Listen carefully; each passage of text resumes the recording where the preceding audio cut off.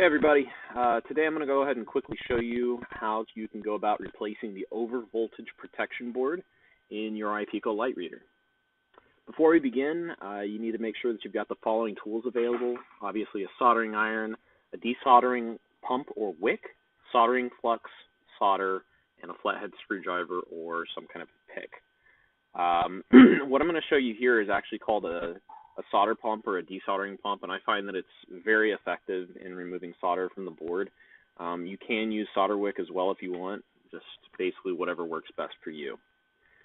So in order to get the solder that's currently on the board off, I'm going to just heat each of the connection posts of the board in order to liquefy the solder, and then I'm going to use the pump to suck that away from the board.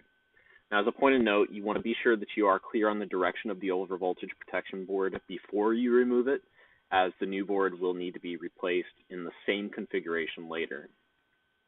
Now, after you've removed the bulk of the solder from the board, you're probably going to notice that it still sticks to the back of the connector pretty firmly. And this is where the flathead screwdriver comes in handy. I'm going to use minimal force on the screwdriver to gently lift the board off the connector. If you put too much force, you can actually pull the posts out of the connector and it won't be usable again.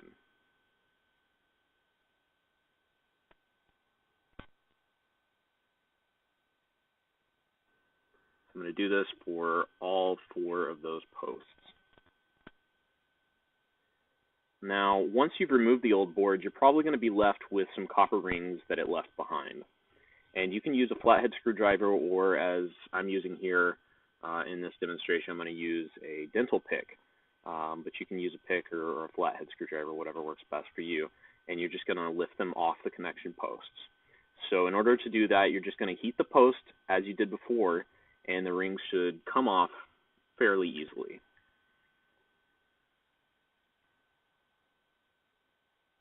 And this has been sped up quite a bit so that you don't have to just sit here and watch me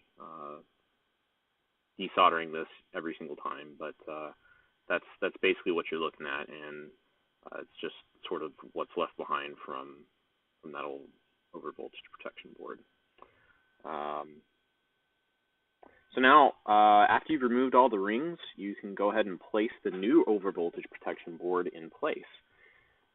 You want to definitely be sure to place the board back in the same position that you removed it.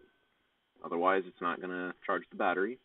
And as you can see here, I've added some additional flux to the board just to make sure that I get the proper heating and that the solder sticks properly. So once you've soldered it in place, you can reconnect the battery wires and you will be all set. This has been a demonstration on replacing the overvoltage protection board. Hope you found it informative. Thanks for watching.